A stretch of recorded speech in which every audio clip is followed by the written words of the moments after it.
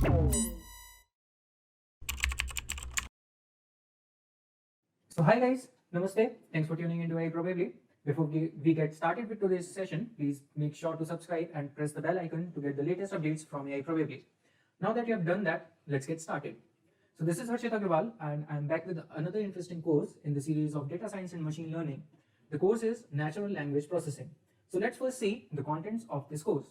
So we'll start with the introduction of NLP, like what is NLP in real world, how computers can understand language, and what are the different approaches to natural language processing, that is heuristic based, machine learning or deep learning.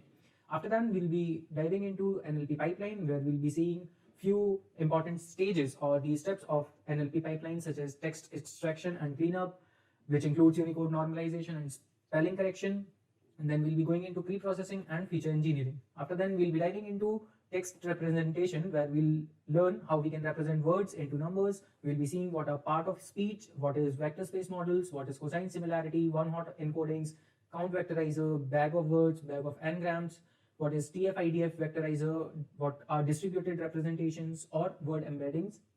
Thereafter, we'll be learning how can we do or how can we perform text classification. We'll be learning our various techniques like min-max standardization, z-score standardization, naive-Bayes classifiers, and logistic regression and support vector machines. Thereafter, we'll be going into topic modeling, and where we'll be seeing how we can find topics in documents, how we can perform explicit semantic analysis, document clustering, latent semantic analysis, non-negative metrics factorization, and then we'll see the techniques for information extraction like key phrase extraction, named entity recognition, relationship extraction, IOB tags. Then we'll go into semantic analysis, where we'll be seeing quantifying words and feelings, negation and modifiers, and what are other corpus-based approaches. After that, we'll be seeing what are word-to-vec embeddings, then what is skipgram method, what are input vectors, content metrics, and output vectors. We'll see what GloVe is, and after that we'll be applying the language detection. So that will bring us to the end of the course, where we'll be having a quick summary about the whole course. So after completing this particular course, you guys should be able to understand what natural language processing is and what are its real world use cases. And you guys will be able to understand the basic NLP pipeline, its relevance, and various stages of that pipeline, and understand why and how to represent text vectors, that is feature engineering on text. Thereafter, we'll see how to perform text classification and min-max and z-score standardization, all those things which I just now told you in the topics. And you guys will be able to use naive-Bayes classifiers and logistic regression models or SVM models on text data. And you guys will be able to will be able to perform topic modeling on text data, find topics in documents, perform explicit semantic analysis, document clustering, latent semantic analysis, non-negative metrics factorization, and a whole lot of other techniques which we just now discussed in the topics. So without wasting any other time, let's get started with the introduction. And so what is NLP, or what is natural language processing? So imagine Parth, the CEO of a fast-growing technology startup, that is AI Probably. So on a busy day, Parth wakes up and has this conversation with his digital assistant. So let's say Parth says, "How is the weather today?" And digital assistant replies that it is 37 degrees centigrade outside with no rain today. And then Parth asks a few more questions like, "What does my schedule look like?" And "What should I wear today?" And the digital assistant pretty much replies greatly to him. You might have used smart assistants such as Amazon Alexa, Google Home, or Apple Siri to do similar things. We talk to these assistants not in programming language, but in our natural language. The natural language is the language we all communicate in. This natural language has been the primary medium of communication between humans since time immemorial. But computers can only process data in binary, that is zeros and ones. While we can represent language data in binary, how do we make machine understand the language?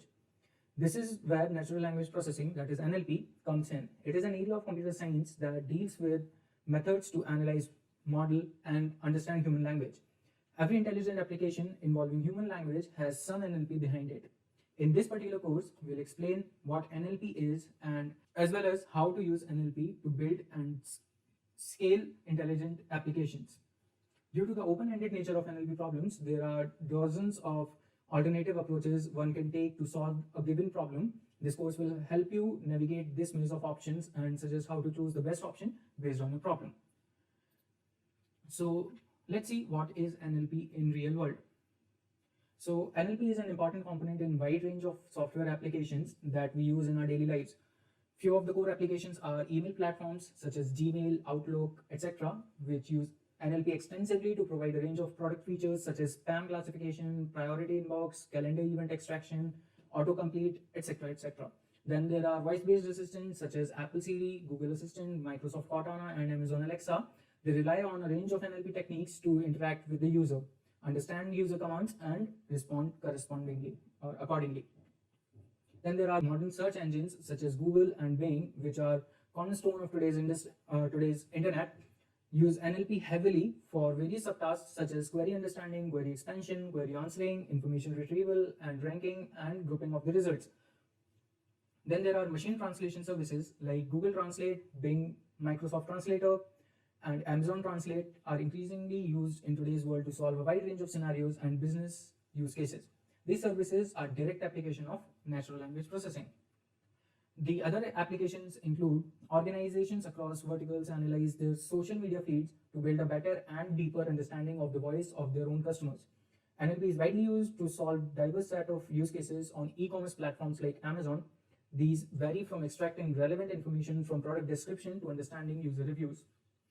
Advances in NLP are being applied to solve use cases in domains such as healthcare, finances, and law. Companies such as Arya are working to use NLP techniques to automatically generate reports for various domains from weather forecasting to financial services. NLP forms the backbone of spelling and grammar correction tools such as Grammarly and Spellcheck in Microsoft Word and Google's Doc. But the question is how computers can understand language. So if computers are just emotionless machines, how is it possible to train them to understand human language and respond properly? Well, machines can't understand natural language natively. If you want your computer to perform computational operations on language data, you need a system that can translate natural language into numbers. So word embeddings is the technique that assigns words to numbers. In word embeddings, you map words to vectors of real numbers that distribute the meaning of each word between the coordinate of the corresponding word vector. Words with similar meanings should be nearby in such a vector space, allowing you to determine the meaning of a word by the company it keeps, which can be seen in the given figure. So whatever same color clusters we are seeing, all these same color dots represent similar kind of words which have similar meaning. So once you have a matrix that maps words to numeric vectors, you can perform arithmetic operations on those vectors. For example, you can determine the semantic similarity, which is also known as synonymity of words or sentences, and even the entire documents. You might use this information to programmatically determine what a text is all about.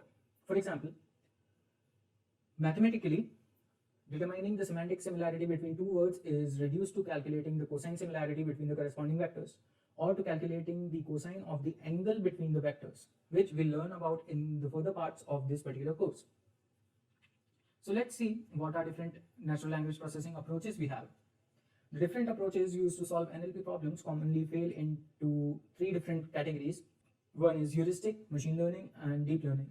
So this section is simply an introduction to each approach, and do not worry if you cannot quite grasp the concepts yet, as they'll be discussed in the detail throughout the rest of the course. And let's now jump in by discussing the heuristics based natural language processing. So similar to earlier AI systems, early attempts at designing NLP systems were based on the building of rules for the task at hand. This required that the developers had some expertise in the domain to formulate rules that could be incorporated into a program. Such systems also require resources like dictionaries and thesaurus, typically compiled and digitized over a period of time. An example of designing rules to solve an NLP problem using such resources is lexicon-based sentiment analysis. It uses counts of positive and negative words in the text to deduce the sentiment of the text. Besides dictionaries and thesaurus, more elaborate knowledge bases have been built to aid NLP in general and rule-based NLP in particular. One example is WordNet, which is a database of words and semantic relationships between them. Some of the examples of such relationships are synonyms, hyponyms, and meronyms. So synonyms refer to the words with similar meanings, and as we can see in the example here, that as the user types arrange, so all the similar kind of words are shown as an example. So this is a classical example of using WordNet. And apart from that, we have hyponyms. So hyponyms capture is type of relationship. So whatever words have is type of relationships between them, they are considered as hyponyms. For example, baseball, sumo wrestling, and tennis are all hyponyms of sports, because baseball is a type of sport, so it is a hyponym of sports. Then comes meronyms, which capture is part of relationships. So for example, hands and legs are meronyms of the body, so these are the parts of the body. So just like that, we have a database which is known as WordNet, which already provides us with a lot of words in it. And if we come to manual definition of these rules, then regular expression, also known as regex, and CFG, which is also known as context-free grammars, are some of the ways to define these heuristic rules. Then coming to machine learning approach, so machine learning techniques are applied to textual data just as they are used on any other form of data, such as images, speech, and structured data. Supervised machine learning techniques such as classification and regression methods are heavily used for various NLP tasks. As an example, an NLP classification task would be to classify news articles into a set of news topics like sports or politics. On the other hand, regression techniques, which give a numeric prediction, can be used to estimate the price of a stock based on the processing of social media discussion about the stock. Similarly, unsupervised clustering algorithms can be used to club together text documents. Any machine learning approach for NLP, supervised or unsupervised, can be described as containing of three common steps, which are extracting features from text using the feature representation to learn a model, and evaluating and improving the model. So we learn about feature representation for text specifically and evaluation in later chapters of this particular course. Coming to deep learning, in the last few years, we have seen a huge surge in using neural networks to deal with complex, unstructured data. Language is inherently complex and unstructured. Therefore, we need models with better representation and learning capabilities to understand and solve language tasks. Here are a few popular deep learning neural network architectures that have become the status quo in NLP. So the first one is recurrent neural networks, also known as RNNs. Then we have long short-term memory, which are known as LSTMs. Then we have convolutional neural networks, known as CNNs. Then we have latest architectures, they are known as transformers and autoencoders. So that was pretty much it for this particular chapter of this course, which was mainly about introduction of natural language processing. So we'll meet you in the next chapter of this particular course, in which we'll be talking about the NLP pipeline in depth. And till then, stay safe, and please don't forget to subscribe the channel, and please hit the bell icon to get the latest updates. Also give a like to the video if you really enjoyed the content. Thank you.